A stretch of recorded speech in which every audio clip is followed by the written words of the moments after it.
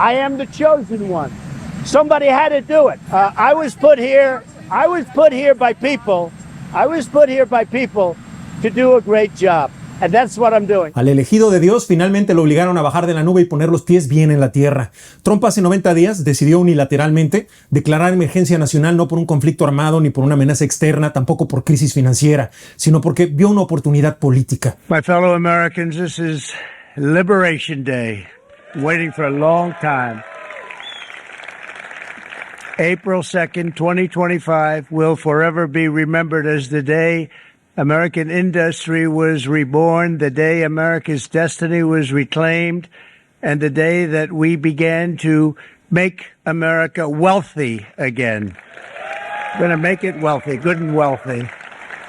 For decades, our country has been looted, pillaged, raped, and plundered by nations near and far, both friend and foe alike. Usó una ley de emergencia para justificar tarifas internacionales y convertirlas en un instrumento de presión, de control y de chantaje diplomático que fue bautizado infamemente como el Día de la Liberación de Estados Unidos. Lo hizo a plena luz del día, con el respaldo de su aparato político, un partido republicano sometido y de rodillas, liderado por un criminal que no tiene frenos ni internos ni externos. America is coming together and roaring back again, and it begins today, as the president just told us.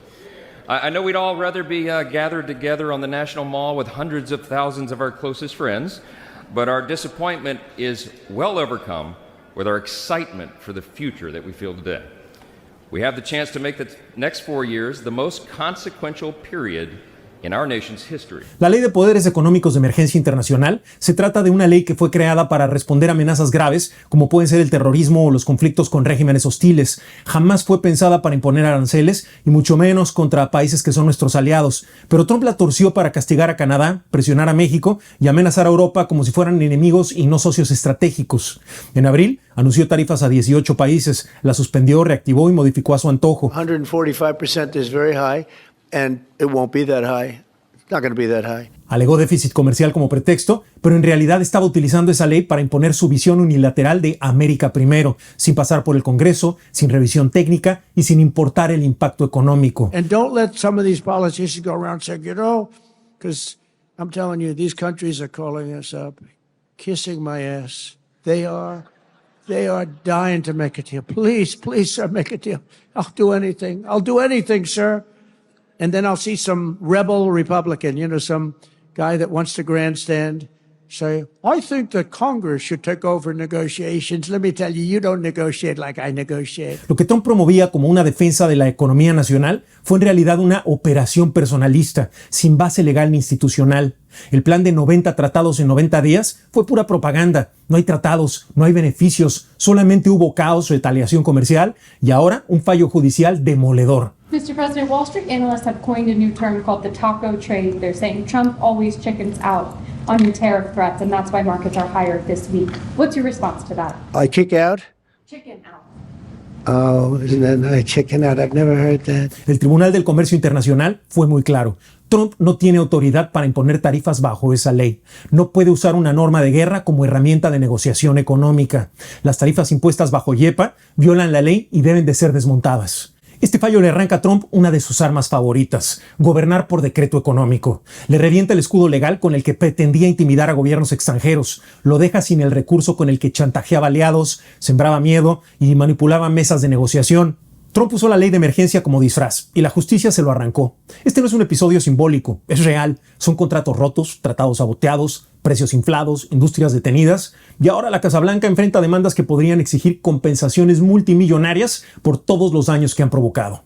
Yo soy Poncho de Anda y les quiero dar la bienvenida a Línea de Fuego. Debate con datos, sin cortinas de humo y un espacio en donde hablamos sin pelos en la lengua, con las cosas tal y como son. Porque lo que acaba de ocurrir no es menor, no se trata solamente de un fallo técnico ni de un revés temporal. Es una sentencia firme, emitida por un tribunal federal especializado que desmantela una de las jugadas más agresivas, ilegales y peligrosas del trumpismo económico. Imponer aranceles globales bajo una ley que no autoriza tarifas, castigar aliados como si fueran enemigos, chantajear a México con excusas absurdas sobre el fentanilo y negociar desde el miedo como si los Estados Unidos fuera una empresa en bancarrota y no la primera economía mundial del planeta. Antes de comenzar, te invito para que te sumes a esta comunidad y que juntos logremos que cada vez más personas puedan despertar y abran los ojos. Porque mientras Donald Trump intenta vendernos la idea de que sigue siendo el defensor de la clase trabajadora, la realidad es que lo que ha hecho es empujar a millones de familias al borde del colapso económico con todas estas políticas improvisadas, represalias inútiles y decisiones que benefician solamente a sus aliados más cercanos. Y ahora sí, ¿qué les parece si nos metemos de lleno en la línea de fuego? Todo comenzó con la Ley de Poderes Económicos en casos de emergencia internacional, una legislación de 1977 creada en plena Guerra Fría para permitir que el presidente pudiera congelar activos, cortar vínculos financieros o imponer sanciones directas en situaciones de amenaza internacional grave, terrorismo, espionaje, conflictos armados, regímenes hostiles. Ese era el marco. Jamás fue diseñada para cobrar impuestos, jamás fue pensada para que el presidente pudiera imponer aranceles sin pasar por el Congreso y mucho menos fue redactada para convertirse en la columna vertebral de una política comercial que es improvisada y nacionalista. Pero Trump no reconoce límites. Él tomó esa ley y la reinterpretó a su conveniencia. En lugar de utilizarla para proteger al país de amenazas externas reales, la convirtió en un atajo para imponer su voluntad, fijar tarifas, suspenderlas al placer y manipular a sus interlocutores en la escena internacional. About a $200 billion deficit with Canada, getting close to $200 billion. They've treated us very unfairly.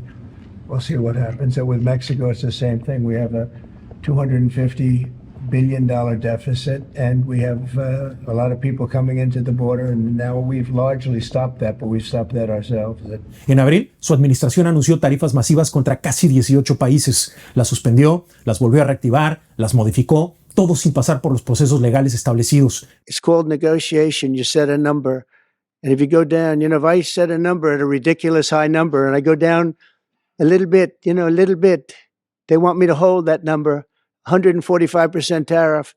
Even I said, man, that really got up. You know how it got? Because of fentanyl and many other things, and you added it up. I said, where are we now? We're at 145%. I said, whoa, that's high. Y con ese pretexto, utilizó YEPA como si fuera un pase libre para aplicar tarifas a cualquier país que no se alineara con su visión de América primero. Esto no era política de Estado, era oportunismo codificado en decreto presidencial. El fallo Tribunal de Comercio Internacional fue más que una llamada de atención, fue una sacudida legal. Los jueces federales, 3 en total de distintas corrientes ideológicas, no solamente dictaminaron que Trump se excedió en el uso de la ley, dijeron que su interpretación ponía en peligro la arquitectura legal del país. El presidente, dijeron ellos, no puede invocar poderes de emergencia para fines que la ley no contempla, y menos aún si esos fines establecen tarifas que afectan industrias enteras y relaciones internacionales a largo plazo. El caso fue impulsado por una coalición de 2 estados encabezados por Oregon, junto con un grupo de empresas que sufrieron daños económicos directos por todas estas tarifas ilegales. Importadores de vinos, distribuidores de productos electrónicos, fabricantes de maquinarias, todos golpeados por una política improvisada que nunca debió de ver la luz. Uno de los jueces, Jane Restani, nominada por Ronald Reagan, fue tajante y dijo que puede sonar como un plan muy bonito, pero tiene que ajustarse a la ley, porque aquí no se trata de lo que suena bien en campaña, sino de lo que el marco legal realmente permite. Y Trump cruzó esa línea sin mirar atrás. Lo que comenzó como una declaración unilateral terminó por transformarse en una estrategia de chantaje comercial que generó un daño real y profundo. Trump usó las tarifas como fichas de negociación, no como política coherente. Amenazó con aranceles a Europa si no se compraban más productos agrícolas estadounidenses. Presionó a México con tarifas masivas si no detenían la migración en la frontera. Acusó a Canadá de ser cómplice del fentanilo para justificar más impuestos. Pero todo esto era humo. No había informes, no había coordinación intergerencial, no había estudios de impacto. Solamente había amenazas y esas amenazas en muchos casos se cumplieron. El resultado fue devastador. Los acuerdos comerciales se congelaron, las cadenas de suministro colapsaron, empresas pequeñas que dependían de importaciones específicas vieron duplicarse en sus costos de la noche a la mañana y los socios comerciales de Estados Unidos comenzaron a buscar otros mercados más confiables, menos erráticos, porque cuando la palabra de un presidente se convierte en amenaza constante, nadie quiere firmar un tratado.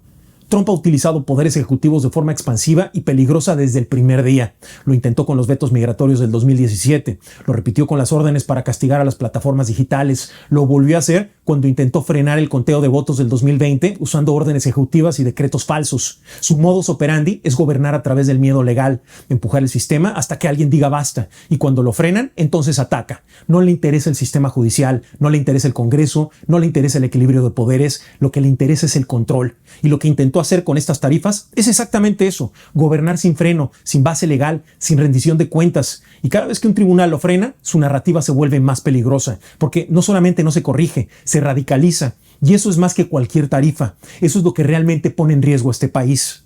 Cuando se normaliza el abuso, se debilita la democracia. Cuando el poder no tiene límites, ya no es gobierno, se trata de autoritarismo. Si este episodio te hizo abrir los ojos, compártelo, porque cada vez que alguien justifica el abuso presidencial, cada vez que se ignora una violación a la ley porque viene de su partido o porque suena fuerte, se debilita el Estado de Derecho. Y si no lo decimos nosotros, no lo va a decir nadie. Yo soy Poncho de Anda y esto fue Línea de Fuego, un espacio en donde desenmascaramos al poder, donde ponemos la luz sobre las jugadas ocultas y donde no nos tragamos el cuento de que todo se hace por el bien del país, cuando en realidad es para concentrar más control en unas pocas manos. Los espero en el próximo episodio. Por lo pronto, cambio y fuera.